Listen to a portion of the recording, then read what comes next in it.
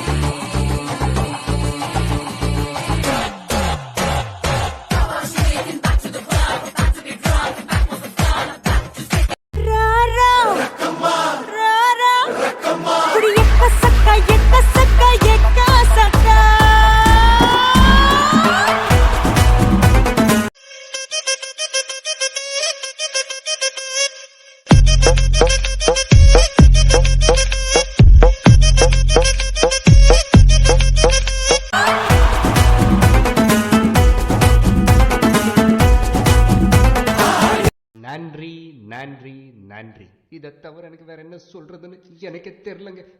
வர்றேங்க.